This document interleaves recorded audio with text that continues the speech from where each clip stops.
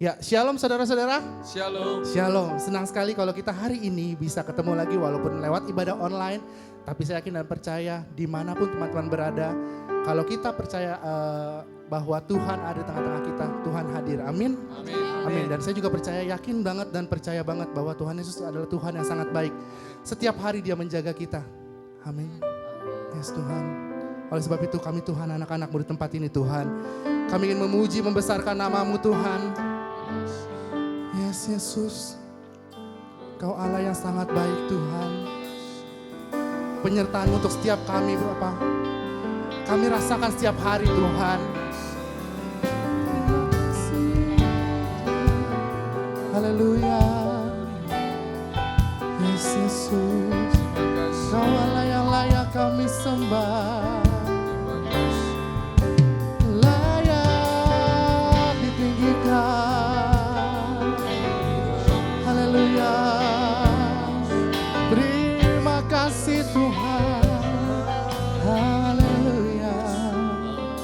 Mari sama-sama menyatakan pujian ini teman-teman.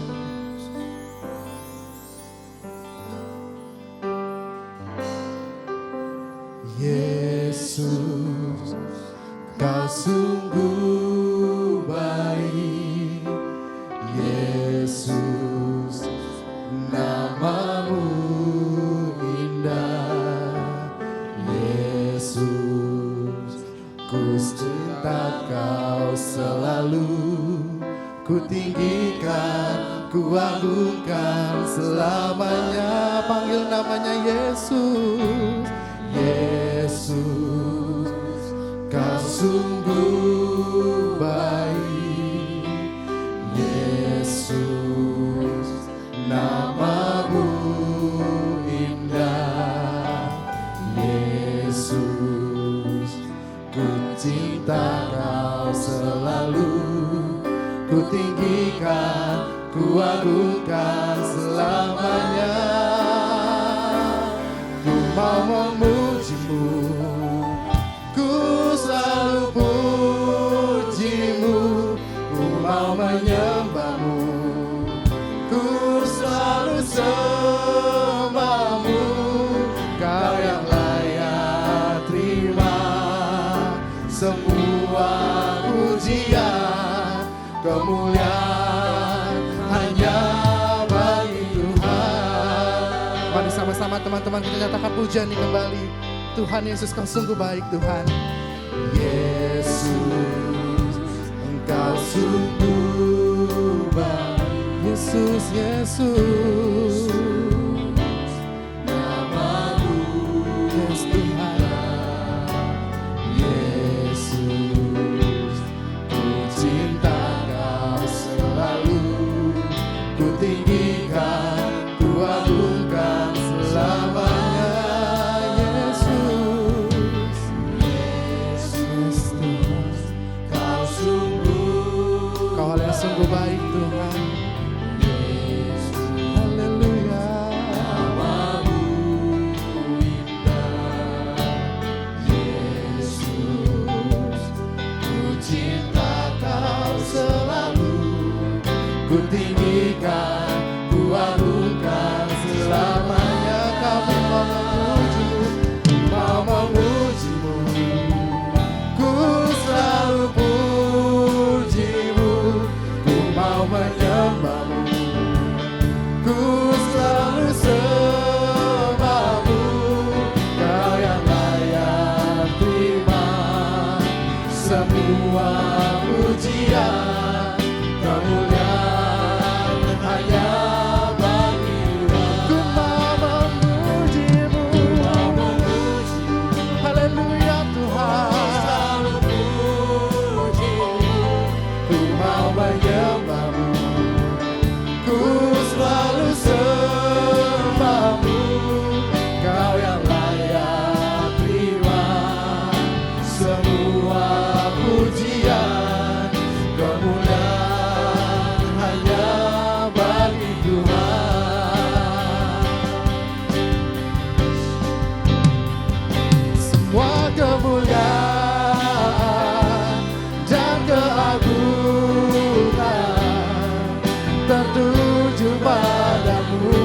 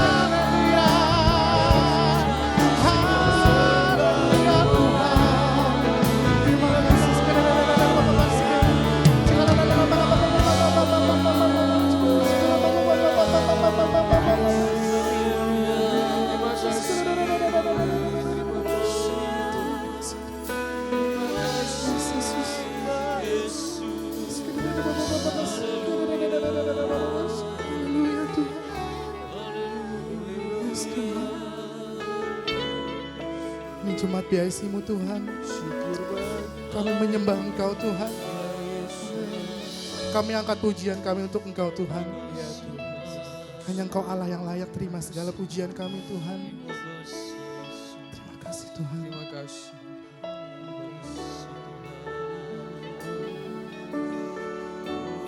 Kau yang layak, yes Tuhan.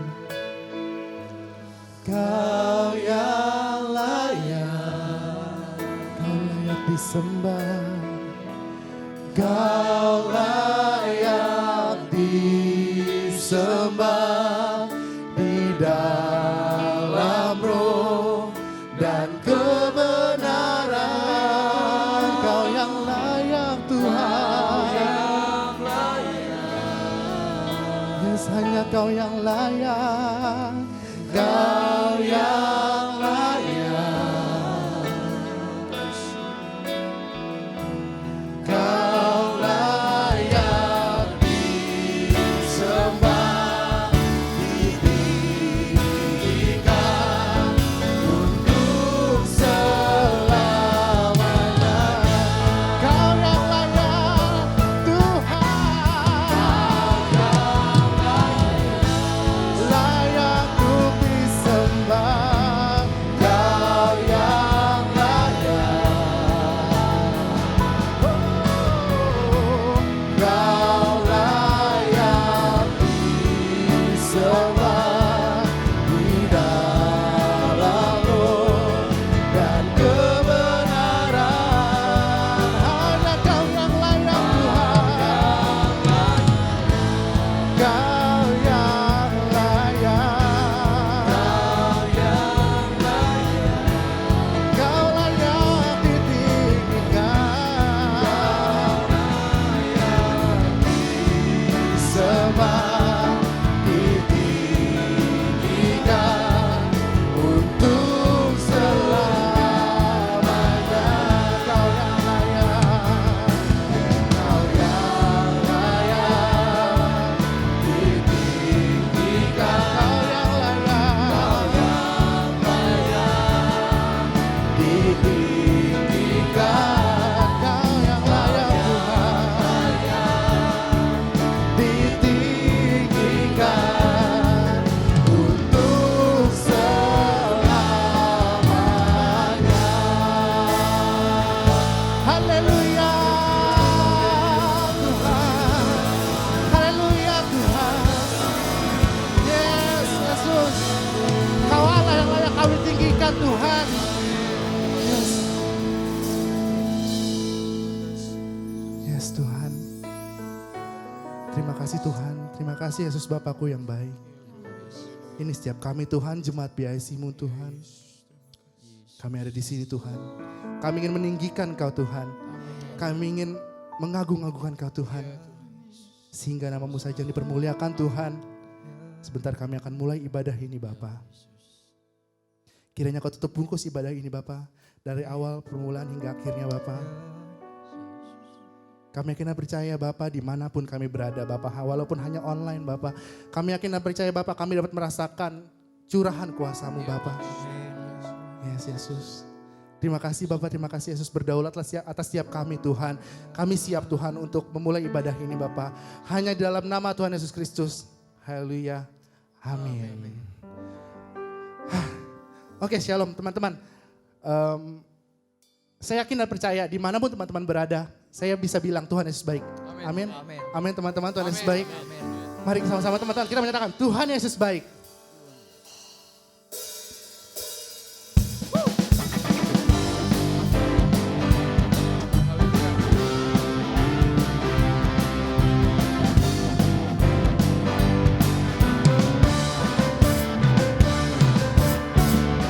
Tiada berkesudahan kasih setiamu Tuhan, selalu baru rahmat-Mu bagiku.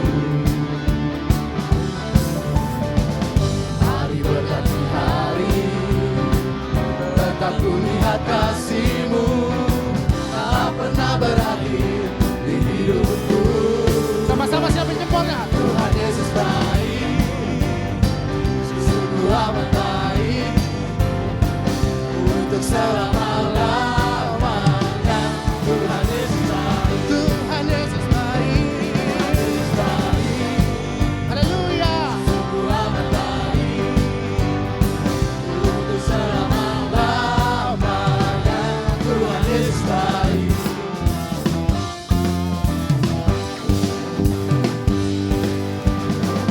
Tiada berkesudahan kasih setiamu Tuhan, selalu baru rahmat-Mu bagiku. Hari berganti hari, tetap ku lihat kasih-Mu, tak pernah beralih di hidupku.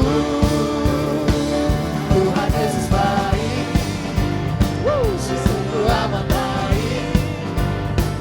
Untuk selama-lamanya. Tuhan Yesus baik. Tuhan Yesus baik. Tuhan Yesus baik. Sungguh amat baik. Untuk selama-lamanya. Tuhan Yesus baik.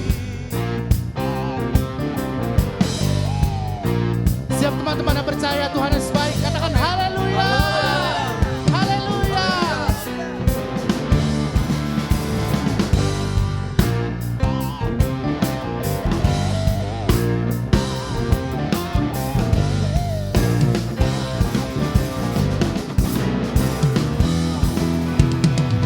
Tuhan Yesus baik.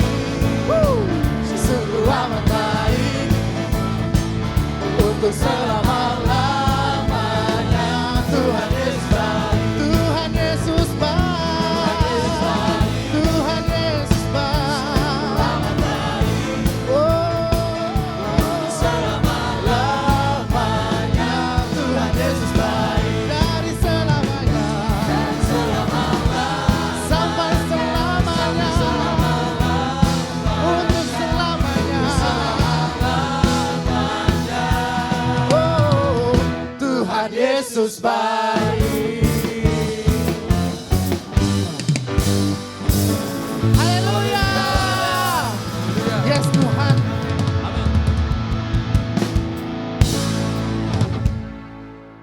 Oke teman-teman, kita sama-sama mau tenang, kita mau sama-sama duduk di kakinya Tuhan. Kita sama-sama mendengarkan sebagian dari firman Tuhan. Kita sama-sama mendengarkan sebagian isi hatinya Tuhan. Terima kasih Tuhan. Kami tahu Bapa, apapun yang terjadi dalam kehidupan kami Tuhan, Engkau rancangkan itu sangat-sangat indah Tuhan. Kau ada untuk setiap kami Tuhan, dimanapun kami berada Tuhan. Kami kena percaya Engkau tidak akan melepaskan kami Tuhan. Haleluya Tuhan.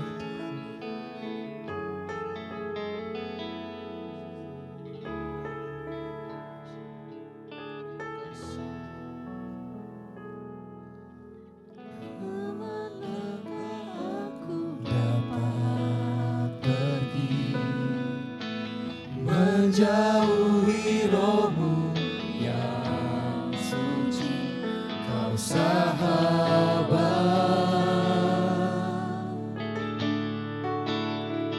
dan kau dekat.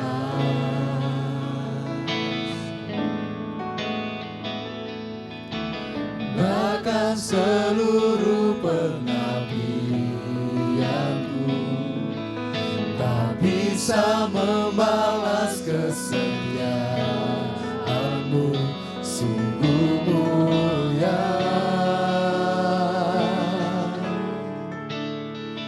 dan berharga. Sungguh besar pengorbananmu bagiku, terlalu dalam untuk dimengerti. Sungguh besar, sungguh indah yang kau pikirkan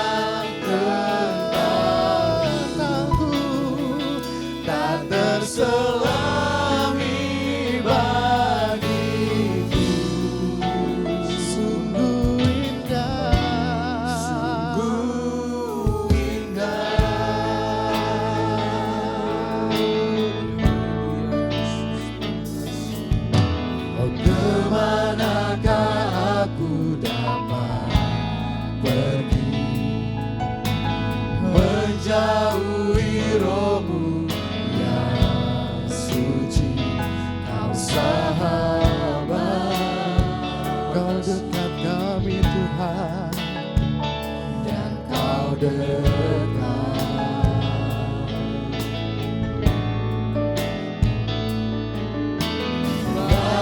seluruh pengabdianku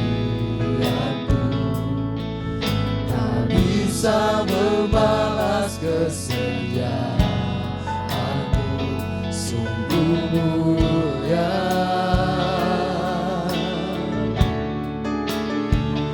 dan berharga.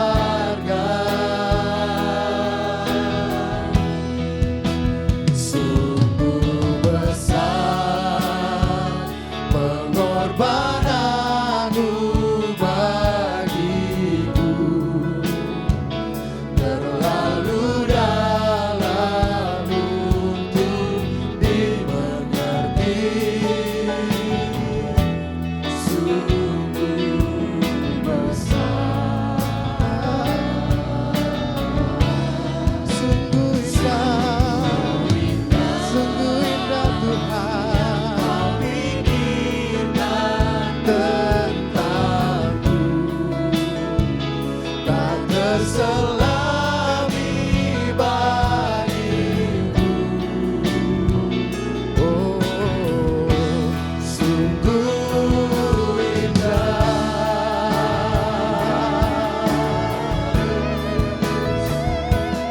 Sungguh indah Tuhan, sungguh indah Kau Tuhan.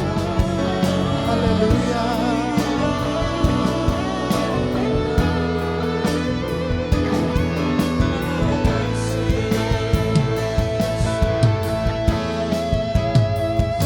Sungguh besar pengorbananmu bagiku,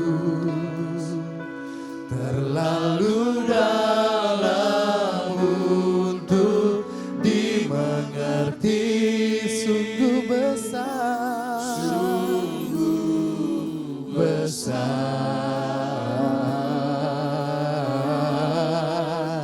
sungguh indah yang kau pikirkan tentangku, tak terselami bagiku. Sungguh indah, sungguh indah, sungguh besar pengorbananmu bagiku, terlalu dalam untuk dimengerti. Sungguh besar, sungguh indah yang kau pikirkan tentangku,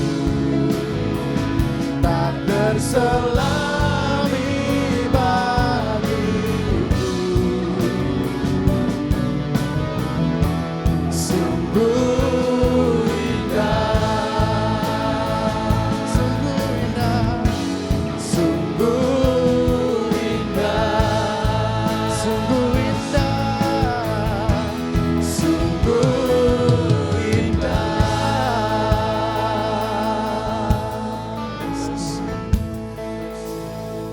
Terima kasih Tuhan. Terima kasih Yesus. Ini setiap kami Tuhan, jemaat BIC-Mu Tuhan. Kami siap Bapa duduk diam di bawah kaki-Mu Tuhan untuk mendengarkan sebagian dari firman-Mu Tuhan. Berfirmanlah Tuhan untuk setiap kami Tuhan. Kami percaya Bapa apa yang Kau firmankan Tuhan. Benih yang Kau tanamkan Bapa. Itu akan bertumbuh berbuah Bapa. Bahkan kami dapat menjangkau jiwa-jiwa di luar sana Bapa. Terima kasih Bapa, terima kasih Yesus. Kami siap Tuhan. Hanya di dalam nama Tuhan Yesus Kristus kami telah berdoa dan mengucap syukur. Haleluya. Amin. Haleluya, selamat malam saudara-saudara, sobat BIC yang saya kasihi, Shalom. Bersyukur kepada Tuhan kalau malam hari ini kita sama-sama bisa beribadah di dalam ibadah BIC. Dan kita tadi sudah menaikkan pujian penyembahan kita kepada Tuhan. Saya percaya Tuhan disenangkan, dan saatnya kita buka hati untuk kita dengarkan firman Tuhan pada malam hari ini. Berterima kasih juga kepada seluruh pengurus BIC dan juga Pak Beni Hira sebagai pastor BIC yang memberikan kesempatan buat saya membawakan firman Tuhan pada malam hari ini. Firman Tuhan pada malam hari ini akan berbicara dari konteks tema tahunan gereja kita, yaitu bergiat dalam Tuhan. Kita tahu dalam bergiat dalam Tuhan banyak hal yang menjadi aspek di dalamnya. Dan malam hari ini kita akan belajar satu hal, yaitu resilience in Christian life. Tema kita malam hari ini dan kata kunci malam hari ini akan kita sama-sama pelajari adalah resilience.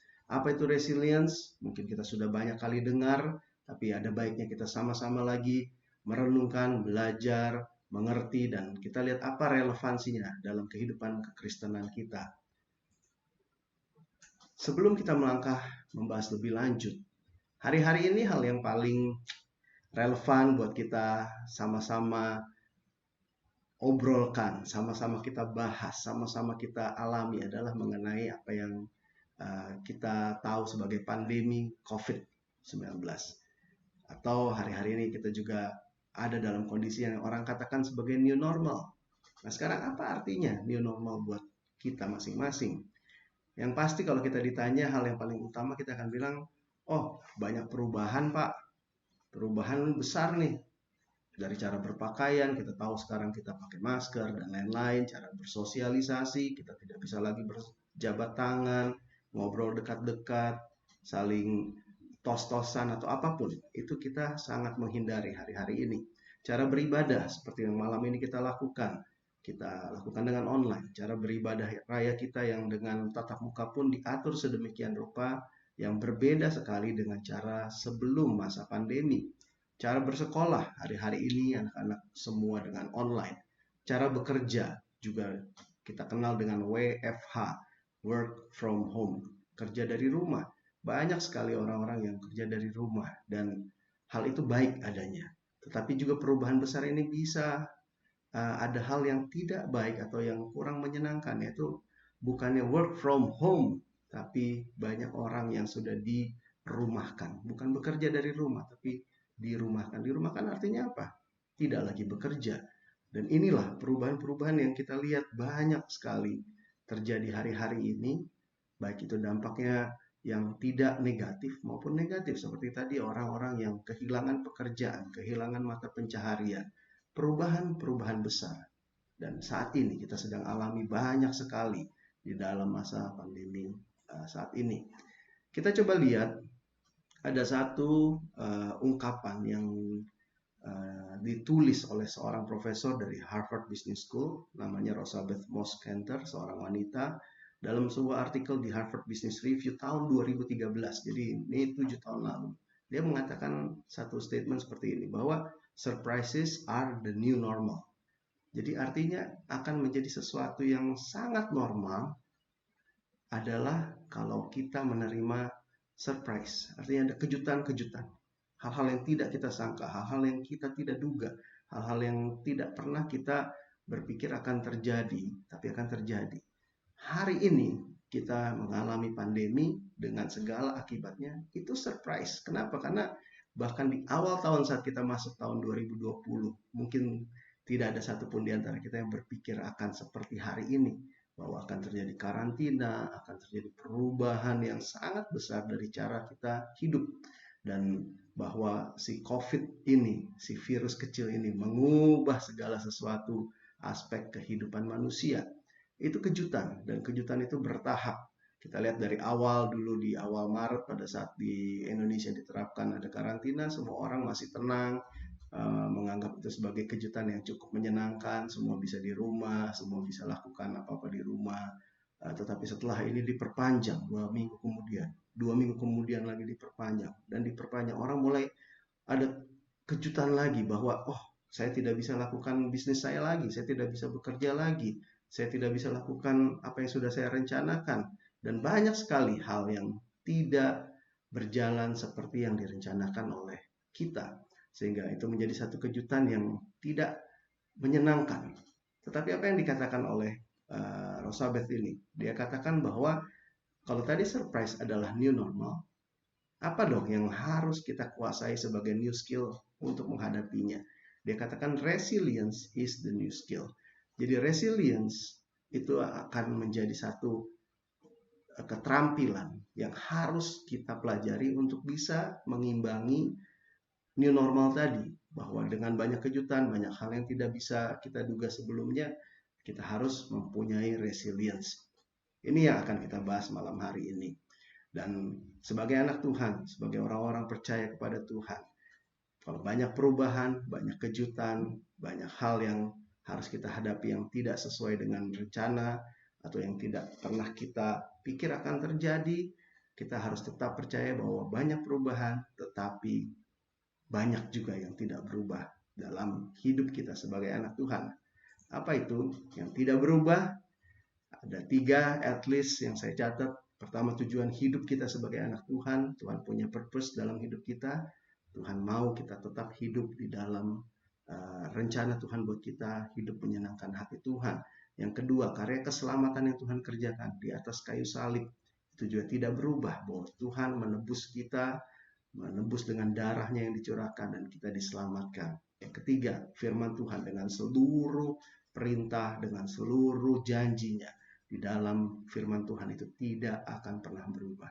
Banyak surprise, banyak perubahan yang akan terjadi, tetapi percaya bahwa Tuhan tidak berubah. Dan kita sebagai anak Tuhan, kita harus belajar bagaimana kita menyikapinya, menghadapi perubahan ini dengan tingkat resilience tadi yang tinggi.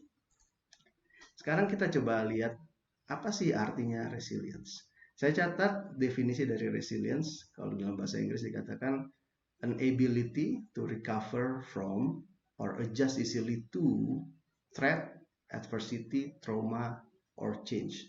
Atau dalam bahasa Indonesia bisa diterjemahkan ketahanan, atau ada juga yang memberi kata daya lenting.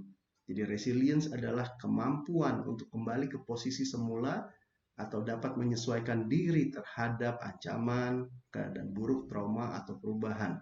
Jadi pengertian yang gampang mungkin seperti per ditekan, setelah tekanan itu lepas dia akan kembali lagi. Atau seperti gambar di slide ini seperti bambu. Pohon bambu kita kenal dia bisa tumbuh tinggi menjulang, tetapi pada saat angin ribut, angin kencang dia bisa melengkung, bahkan melengkungnya terus sangat melengkung, ditekuk gitu sepertinya, tetapi dia akan kembali lagi. Jadi be like bamboo dikatakan, bend but not break. Ini adalah resilience. Kita lihat bagaimana kemampuan kita untuk bisa menghadapi segala masalah, segala kondisi. Kita bisa ditekan, kita bisa ditekuk, kita bisa dilipat mungkin, kita bisa dijatuhkan. Tetapi bagaimana kita bisa bangkit lagi?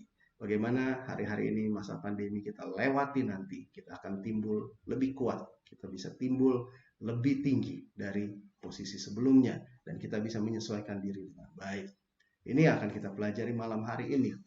Nah, sekarang dalam Alkitab, apa sih atau siapa sih contoh yang menunjukkan adanya resilience? Saya bisa katakan banyak sekali contoh dalam Alkitab. Tokoh-tokoh dalam Alkitab membuktikan bahwa Tuhan mau kita punya resilience yang tinggi. Tuhan mau bahwa kita menjadi orang-orang yang bisa bangkit lagi. Kita bisa mengerti segala kondisi, kita bisa menerima, dan kita bisa bangkit lagi. Contoh yang akan kita bahas malam hari ini adalah Yusuf. Kita tahu semua kisah hidup Yusuf sangat menarik. Dan kita lihat, Yusuf di masa mudanya, masa remajanya dia adalah remaja yang unggul. Kenapa dikatakan unggul? Dalam Kejadian 37 ayat 3-5, karena waktu terbatas kita tidak baca ayat-ayat ini, tapi kita bisa lihat nanti kemudian bahwa dalam masa remajanya Yusuf ada dalam keluarga orang kaya. Dia menjadi bagian dalam keluarga tersebut dan dia dikatakan menjadi anak kesayangan papanya. Bayangin, anak orang kaya, keluarga kaya, dan anak kesayangan. Enak sekali tentunya ya. Sehingga dia ada dalam kondisi hidup yang tinggi, yang rasanya everything is fine, very good ya. Tapi kemudian kita baca dalam kisah Yusuf bahwa dia diiri saudara-saudaranya iri terhadap dia dan dia dijual oleh saudaranya menjadi budak. Bayangkan dari anak orang kaya dijual menjadi budak. Ini ada satu bantingan yang dalam sekali, dibuang jauh ke bawah pada saat dia menjadi budak. Itu adalah Kejadian 37 ayat 12 sampai 28. Tapi kemudian dia dapat menunjukkan tingkat resilient yang baik dan dia bekerja di Potifar, dan dikatakan di dalam pekerjaannya di Potifar dia mendapat kepercayaan penuh dari Potifar. Dia mulai ada dalam kondisi yang baik lagi, dia bisa menjadi pemimpin dalam keluarga tersebut, di rumah Potifar tersebut. Tapi pada saat itu sudah dijalani, ada lagi sesuatu yang besar. Dia difitnah. Kita tahu cerita itu, difitnah oleh tante Potifar. Wah, ini bantingannya jauh lebih dalam daripada sebelumnya. Dia jatuh lebih bawah lagi. Dia difitnah, dipenjara sebagai pemerkosa. Ini dalam Kejadian 39 ayat 12 sampai 20. Apakah Yusuf berhenti di titik ini? Tidak. Dia mau bangkit lagi, dan dia dikatakan di penjara pun dia menjadi orang yang kepercayaan dari kepala penjara. Dia mengatur segala sesuatu di penjara, dan kita lihat juga dalam kisahnya ada satu kejadian dia mengartikan mimpi juru minuman dan juru roti. Apa yang diartikan itu sungguh luar biasa, sehingga juru minuman kembali bekerja pada Firaun, dan dikatakan Yusuf waktu itu, jangan lupa sama saya, kalau bahwa saya sudah membantu kamu mengartikan mimpi ini, dan semua itu terjadi. Dikatakan, tapi Yusuf mengalami kekecewaan juga, karena dikatakan di dalam Kejadian 40 ayat 23 dan 41-13 bahwa Yusuf dilupakan jasanya. Ada 2 tahun sejak kejadian dia mengartikan mimpi tersebut, dia dilupakan. Tetapi Yusuf tidak menyerah. Yusuf terus lakukan yang terbaik. Lihat apa yang terjadi kemudian. Ada kesempatan di mana Yusuf akhirnya diingat karena Firaun bermimpi dan tidak ada yang dapat mengartikan. Dan singkat cerita, Yusuf diangkat menjadi pemimpin di Mesir. Dia menjadi penyelamat bagi keluarganya, bagi Mesir, bagi bangsa Israel akhirnya. Dan ini luar biasa. Lihat bahwa Yusuf mengalami turun, naik, turun lagi, naik. Dan dia bisa naik bahkan lebih tinggi daripada posisi dia semula. Inilah yang menunjukkan bahwa ada tingkat resilience yang tinggi dalam hidup Yusuf sebagai orang percaya, sebagai anak Tuhan. Nah, sekarang pertanyaannya buat kita semua. Pada saat terjadi masalah, seperti Yusuf dibuang ke sumur, dijual sebagai budak, pada saat dia difitnah, pada saat itu semua artinya iman dia sebagai orang percaya sedang diuji. Dan hari-hari ini dengan masa pandemi, kita semua sedang dalam tekanan, kita semua sedang diuji iman kita. Seberapa besar mungkin kadar tekanan yang kita hadapi hari-hari ini berbeda satu sama lain. Tapi semua menghadapi pandemi ini, semua dialami oleh semua orang. Tapi di atas dari pandemi itu, setiap kita mungkin punya masalah lain. Kita punya masalah masing-masing yang berbeda. Mungkin ada masalah dengan ekonomi kita, dengan sakit penyakit keluarga atau sakit penyakit kita, dengan masalah keluarga kita, masalah hubungan kita dengan sesama, dan lain-lain. Banyak hal. Dan hari-hari ini luar biasa. Kalau kita bicara, ngobrol dengan orang, ada saja yang menjadi pergumulan masing-masing setiap orang atau setiap keluarga. Tetapi pada saat inilah dikatakan bahwa iman kita masing-masing sedang diuji. Nah, yang penting bagaimana cara kita menyikapinya. Di dalam secara umum, kalau kita lihat di dalam kehidupan manusia ada 3 macam respon atau cara pandang pada saat orang mengalami ujian terhadap iman atau ujian dalam kehidupannya. Yang pertama adalah sikap bahwa dia menganggap enteng, underestimate. Ya udahlah, memang pandemi ini terjadi, semua orang juga mengalami, ya udah, begitu aja, kita jalani aja. Go with the flow, ya bahasa kerennya gitu. Udah, akhirnya biasanya ini menimbulkan sikap yang pasrah atau pembenaran. Oh, memang saya orangnya nggak bisa menjadi pemimpin kok, saya begini-gini aja, jadi orang yang level paling rendah juga memang udah nggak apa-apa, memang saya bisanya begitu aja. Atau pembenaran-pembenaran yang membuat kita tidak lagi mau berusaha. Itu sikap pertama, underestimate. Sikap kedua adalah menyalahkan diri.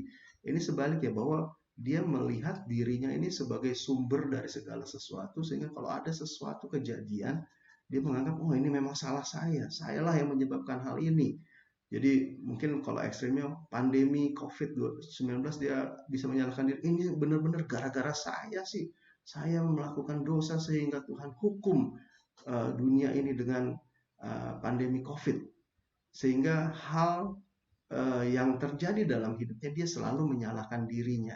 Orang seperti ini cenderung akan menjadi kalah atau terintimidasi terus dalam hidupnya, sehingga dia akhirnya juga menjadi depressed, menjadi orang yang tidak lagi bisa melihat sesuatu secara optimis. Sikap ketiga adalah orang yang berupaya untuk melalui segala ujian tersebut dengan kemenangan. Saya catat ini dengan istilah win through. Jadi bukan hanya pass through, pass through artinya melewati saja situasi ini, kita pass through COVID, kita pass through pandemi, tapi tidak, kita bukan hanya cuma mau sekedar lewat, tapi kita mau lewat dengan kemenangan. Sehingga istilah yang saya pakai win through. Untuk itu apa yang kita harus lakukan? Untuk kita bisa win through adalah kita harus punya high resilience tadi. Tingkat kemampuan untuk kita bisa kembali, tingkat kemampuan untuk kita bisa bangkit lagi, untuk kita bisa rebound, untuk kita bisa bounce back, untuk kita bisa tegap kembali dalam melewati setiap masalah. Ada 3 hal yang akan kita pelajari, apa saja untuk kita bisa mempunyai tingkat resilience yang tinggi, sehingga dengan right mindset yang tepat, respon yang tepat, yaitu kita mau win through tadi, kita harus lakukan apa? Hal pertama, selalu tunduk pada kedaulatan Tuhan. Hal ini penting karena kita sebagai anak Tuhan, kita percaya kita adalah makhluk ciptaan Tuhan dan Tuhan berkuasa atas hidup kita. Dan apa yang terjadi dalam hidup kita, semua di dalam rencana Tuhan, dalam kendali Tuhan. Orang katakan God is in control. Tuhan yang mengendalikan. Selalu tunduk pada kedaulatan Tuhan ini menjadi satu sikap yang selalu harus ada dalam hidup setiap anak Tuhan yang mau win through dalam setiap kehidupan, dalam setiap ujian, dalam setiap tantangan yang harus dihadapi. Kembali kepada kisah Yusuf, kita lihat bahwa Yusuf tunduk pada kedaulatan Tuhan. Dia mengerti dan percaya bahwa semua Tuhan punya rencana. Bagaimana kita tahu hal itu? Kita baca dalam Kejadian 50 ayat 20. Ini ditulis di akhir dari kisah hidup Yusuf. Dikatakan bahwa memang kamu telah mereka-rekakan yang jahat terhadap aku. Tetapi Allah telah mereka-rekakannya untuk kebaikan dengan maksud melakukan seperti yang terjadi sekarang ini, yakni memelihara hidup suatu bangsa yang besar. Hal ini dikatakan Yusuf kepada kakak-kakaknya, pada saudara-saudaranya pada saat dia menjelang kematiannya. Tetapi hal ini menunjukkan bahwa Yusuf mengerti, dia tunduk pada kedaulatan Tuhan. Dia tidak komplain, dia tidak menggerutu kepada Tuhan, tapi dia tahu apa yang dia alami itu Tuhan punya rencana untuk merekakan hal yang baik. Hal yang kedua, orang yang tunduk pada kedaulatan Tuhan itu juga pasti dia akan taat dan dia akan selalu berserah kepada Tuhan, baik atau buruk keadaannya.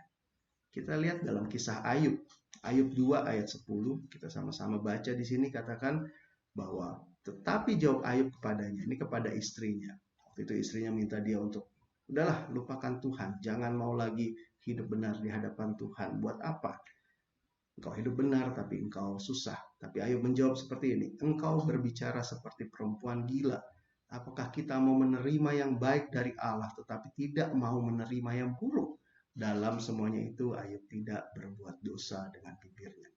Ini menunjukkan satu pengertian yang luar biasa bahwa orang yang mengerti dan tunduk pada kedaulatan Tuhan, dia tahu bahwa Tuhan punya hak melakukan apapun dalam hidup kita, anak-anak Tuhan. Tuhan dapat melakukan apapun, baik ataupun buruk. Baik kelihatannya atau buruk kelihatannya. Dan itu kalau anak Tuhan mengerti, membuat dia dapat menerima, oh ya Tuhan, saya percaya ini punya Tuhan yang berhak atas hidupku. Ini Tuhan punya rencana yang besar. dan aku mau melewatinya bersama dengan Tuhan. Jadi orang yang punya sikap ini akan berbeda. Kalau orang yang tidak mau tunduk pada kedaulatan Tuhan, dia akan protes. Kenapa Tuhan? Saya tidak bisa terima hal ini, dan lain-lain. Dan dalam orang yang menerima kedaulatan Tuhan, mengerti kedaulatan Tuhan ini, dia juga harus mengerti bahwa kedaulatan Tuhan itu tidak pernah bertentangan dengan janji dan firman Tuhan.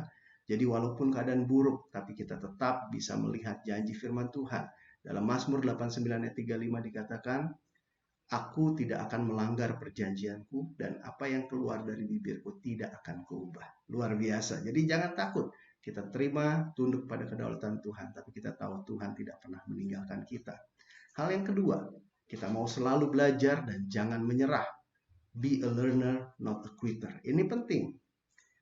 Dikatakan dalam kisah Yusuf juga, Yusuf adalah orang yang mau belajar. Kenapa saya bisa katakan itu? Bayangkan dia dari anak orang kaya, kalau kita katakan itu sultan. Kalau hari-hari ini, wah ini dia sultan. Tapi dia akhirnya dibuang jadi budak, menjadi pegawai Potifar, dan dia bisa berhasil. Kita tahu dia berhasil karena Tuhan menolong dia, tapi kalau dia malas, kalau dia tidak mau belajar, tidak mungkin. Dikatakan bahwa Yusuf bisa menjadi orang kepercayaan. Artinya Yusuf belajar dengan cepat. Dia sebagai budak, dia bukan lagi sebagai anak orang kaya, dia bukan lagi sebagai tuan. Dia belajar bagaimana dia bisa menjadi pegawai yang berhasil. Dan Potifar senang akan hasil kerjanya. Artinya dia belajar dengan cepat. Dan dalam hal belajar ini, kita juga harus mau rela belajar dan dilatih, karena tidak enak keadaannya. Kita lihat dalam Ibrani 12 ayat 10 sampai 11, bahwa sebab mereka mendidik kita dalam waktu yang pendek sesuai dengan apa yang mereka anggap baik, tapi dia menghajar kita untuk kebaikan kita, supaya kita beroleh bagian dalam kekudusannya. Memang tiap ganjaran tidak mendatangkan sukacita, tapi duka cita, tetapi menghasilkan buah kebenaran. Dalam ayat ini diajarkan, kita diingatkan bahwa dalam setiap hal, pada saat sesuatu kita harus belajar. Kadang-kadang atau seringkali itu bukan sesuatu yang mendatangkan sukacita, tapi duka cita, susah. Tapi kita tahu bahwa melewati ini kita belajar banyak hal. Tuhan mengajar kita sesuatu, dan hal itu adalah hal yang positif. Karena itu penting sekali, mau selalu belajar, jangan menyerah. Hari-hari ini banyak tantangan, orang kehilangan pekerjaan. Orang yang tadinya bekerja di kantor, atau dia tadinya bisnis A, tapi karena tertutup jalan selama masa pandemi ini, dia harus belajar kemampuan baru, skill baru, atau dia harus melakukan bisnis dengan cara yang berbeda.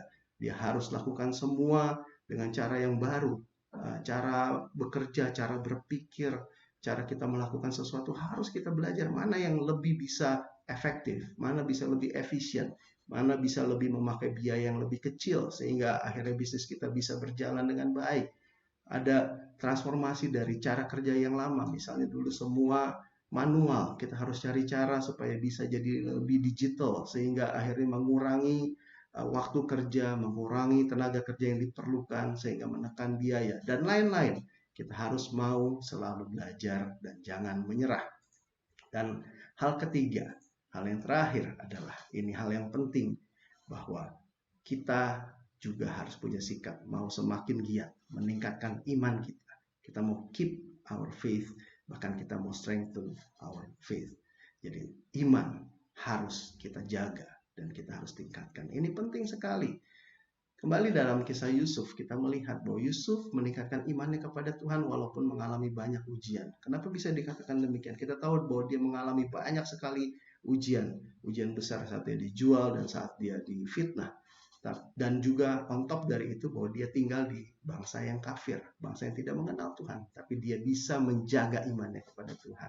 Hal yang paling membuktikan itu, salah satunya adalah pada saat dia digoda oleh Tante Potifar dalam Kejadian 39 ayat 9. Dia menjawab Tante Potifar dengan dia katakan, bagaimana mungkin aku melakukan kejahatan yang besar ini dan berbuat dosa terhadap Allah. Membuktikan bahwa Yusuf walaupun tinggal di lingkungan yang tidak percaya kepada Tuhan, dia tetap menjaga imannya, dia tetap menjaga integritasnya, dan dia bisa mengatakan bahwa saya tidak mau berdosa pada Tuhan. Nah, kenapa iman penting? Karena saya catat juga bahwa kegagalan, kesulitan, ancaman, masalah dalam hidup hanya berakibat fatal kalau iman kita gugur. Sekali lagi saya katakan, kegagalan hanya menjadi fatal kalau iman gugur. Artinya apa? Kalau iman kita tidak gugur, boleh terjadi kegagalan, boleh terjadi masalah, boleh terjadi kesulitan dalam hidup kita. Tetapi kita pasti akan bisa menang kalau iman kita tidak gugur. Karena itu penting sekali untuk kita menjaga iman kita. Dan inilah yang sangat relevan dengan tema kita pada tahun ini, yaitu bahwa kita harus giat. Kita harus giat di dalam Tuhan. Kita harus giat meningkatkan iman kita. Dan hal yang paling utama dalam meningkatkan iman kita adalah kita mau menang secara peperangan rohani ini, yaitu dengan doa dan baca, dengar firman Tuhan. 1 Tesalonika 5 ayat 17, tetaplah berdoa. Ingat itu, tetap berdoa. Kita berkomunikasi terus dengan Tuhan. Dan Roma 10 ayat 17, jadi iman timbul dari pendengaran, dan pendengaran oleh firman Kristus. Kita harus terus meningkatkan iman kita. Kita giat di dalam meningkatkan iman kita. Pada saat iman kita terus bertumbuh, kuat, maka kita akan semakin giat terus melakukan hal-hal yang menyenangkan hati Tuhan. Kita giat di dalam pujian penyembahan kita. Kita giat dalam menjaga kekudusan kita. Kita giat dalam melakukan hal-hal yang berkenan kepada Tuhan. Karena kita terus berdoa, kita belajar firman Tuhan. Dan kita pasti akan menjadi orang yang terus bertumbuh. Iman kita bertumbuh di dalam Tuhan. Dan akibat dari kita giat meningkatkan iman kita, kembali pada kita kisah Yusuf. Dikatakan bahwa Yusuf itu disertai oleh Tuhan. Dia berhasil karena Yusuf disertai oleh Tuhan. Dikatakan dalam Kejadian 39 ayat 2-3 dan ayat 21. Ada 3 kali dikatakan, ayat 2 dikatakan Tuhan menyertai Yusuf. Ayat 3, Potifar melihat Yusuf disertai Tuhan. Di ayat 21 dikatakan Tuhan menyertai Yusuf. Luar biasa. Ini hal yang perlu kita lakukan. Itulah 3 hal ini. Jadi kembali secara sebagai konklusi, 3 hal yang kita perlukan untuk kita mempunyai resilience yang tinggi sebagai kehidupan kita, anak-anak Tuhan, orang percaya, orang Kristen yang hidup di dalam masa ini adalah: pertama, selalu tunduk pada kedaulatan Tuhan. Saya katakan 3 hal ini adalah 3 in 1. Kita tidak bisa hanya mengandalkan satu hal. Kalau kita hanya tunduk pada kedaulatan Tuhan, tapi tidak lakukan apapun yang lain, kita mungkin akan menjadi orang yang pasrah. Oh ya udah, memang Tuhan mau lakukan ini, tapi kita tidak lakukan hal lain untuk bisa melewatinya dengan kemenangan. Kita perlu hal yang kedua, bahwa kita mau selalu belajar dan jangan menyerah. Seperti yang tadi kita bahas, kita mau cari cara baru. Kita mau cari hal-hal yang bisa membuat kita mempunyai kemampuan yang baru, skill yang baru, dan melewati semuanya dengan sesuatu yang lebih baik, dengan lebih efisien, dengan lebih murah, dengan lebih efektif. Tetapi hal nomor 1 dan nomor 2, tunduk pada kedaulatan Tuhan dan mau selalu belajar. Kalau berhenti di sini pun kita akan menjadi orang yang sia-sia karena kita mengandalkan kekuatan kita sendiri. Kita tidak mau mengandalkan Tuhan. Tapi kalau kita lengkapi dengan hal ketiga, yaitu kita giat meningkatkan iman kita. Kita mau terus belajar, kita harus tingkatkan iman kita sehingga apa yang kita lakukan, apa yang kita kerjakan akan menjadi sesuai dengan kehendak Tuhan, menjadi sesuai dengan apa yang Tuhan kehendaki menurut firman-Nya. Iman kita tetap kuat, tidak gugur, kita tetap percaya hidup kita dalam tangan Tuhan. Maka yang akan terjadi adalah bahwa kita akan meningkatkan, improve our resilience. Kita akan meningkatkan kemampuan kita.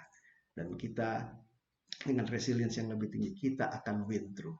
Ya, jadi tingkat resilience ini sangat penting. Kita tidak mau hanya kita resilience bisa move on dari hal-hal yang biasa, dari putus cinta, diputusin pacar. Oh, saya bisa move on, Pak. Ya, itu bagus. Tingkat resilience yang cukup, tetapi dalam menghadapi banyak masalah yang hari-hari ini kita hadapi, kita harus lebih lagi. Kita lakukan 3 hal ini, tunduk pada kedaulatan Tuhan, mau selalu belajar, tidak menyerah, dan kita mau makin giat dalam meningkatkan iman kita, mempertahankan iman kita kepada Tuhan. Maka kita akan menjadi orang-orang yang win through dalam segala sesuatu. Ini hal yang bisa kita pelajari malam hari ini. Saya sebagai pribadi juga, saya mau belajar hal ini. Saya sedang belajar hal ini karena saya tahu banyak hal yang harus kita lewati hari-hari ini. Setiap kita punya masalah masing-masing, tapi kita punya Tuhan yang besar.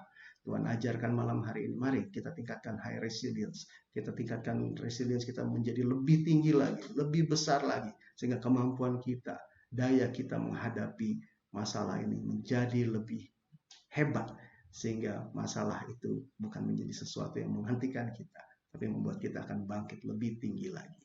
Malam ini mungkin banyak di antara kita yang menghadapi masalah. Kita tahu Tuhanlah pembela kita. Biarpun kita sedang ditekan sedemikian rupa, sepertinya tidak ada jalan. Mari ingat 3 hal kita harus lakukan ini. Dan kita pasti akan win through. Kita akan memenangi masalah ini. Kita akan memenangi, melewati periode ini dengan kemenangan. Dan biarlah kita, setelah kita mengerti 3 hal ini, kita lakukan ini. Saya percaya, seperti dalam Mika 7 ayat 8, kita sama-sama baca. Kita akan bisa berkata, janganlah bersukacita atas aku, hai musuhku. Sekalipun aku jatuh, aku akan bangun pula. Sekalipun aku duduk dalam gelap, Tuhan akan menjadi terangku. Biarlah ini yang kita bisa katakan. Amin. Kita akan menang terhadap apapun. Dan hal yang terakhir, ayat terakhir, Filipi 4 ayat 13. Biarlah ini juga terus dapat kita katakan. Segala perkara dapat kutanggung di dalam Dia yang memberi kekuatan kepadaku. Haleluya.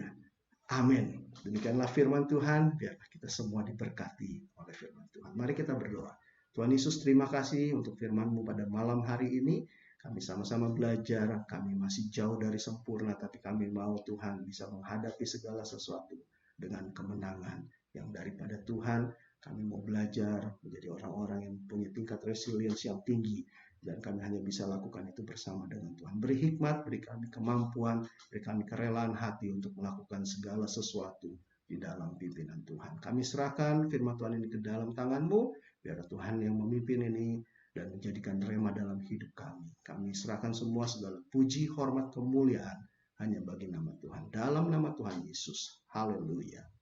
Amin. Saya kira percaya juga teman-teman diberkati oleh firman Tuhan. Amin. Berikut ada pengumuman dari BIC.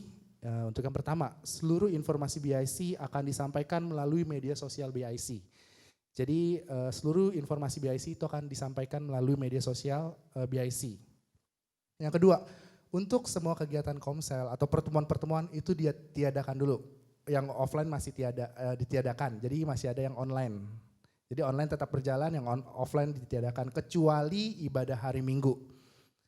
Yang ketiga, jadwal doa puasa BIC setiap hari Selasa dimulai dari hari Senin jam 10 malam sampai dengan Selasa jam 3 sore.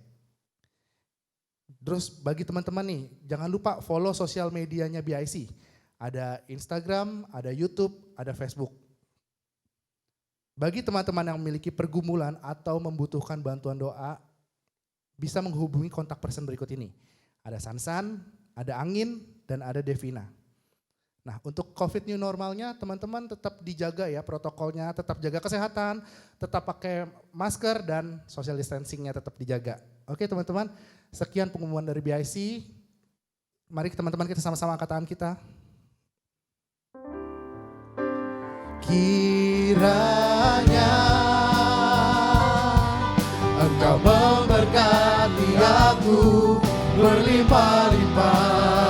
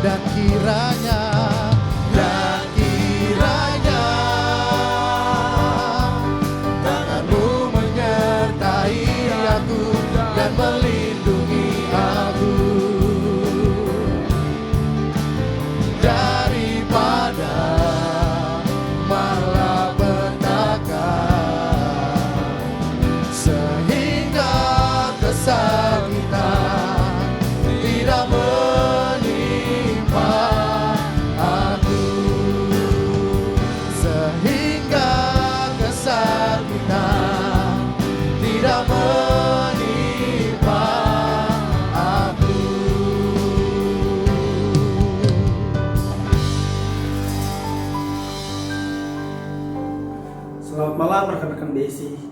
Kita telah mendengarkan firman Tuhan. Firman Tuhan adalah pelita bagi kehidupan kita. Rekan-rekan BIC, mari kita berdoa. Kita angkat tangan kepada Tuhan.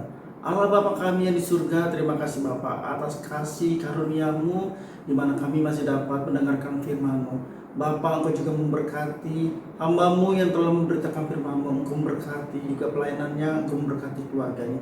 Begitu juga Bapak, Engkau juga memberkati Bapak pimpinan BSI, Bapak Ben Hira dan keluarganya. Dalam setiap usahanya, kesehatannya Engkau juga yang memimpin. Teman-teman BSK, terimalah berkat dari Allah Bapa, Allah Anak, Allah Roh Kudus, yaitu Tuhan Yesus Kristus, yang selalu memberkati kita mulai hari ini sampai selama-lamanya. Berkat rohani dan berkat badan. Terpujilah nama Bapa, Kau Juru Selamat kami yang hidup. Haleluya. Amin.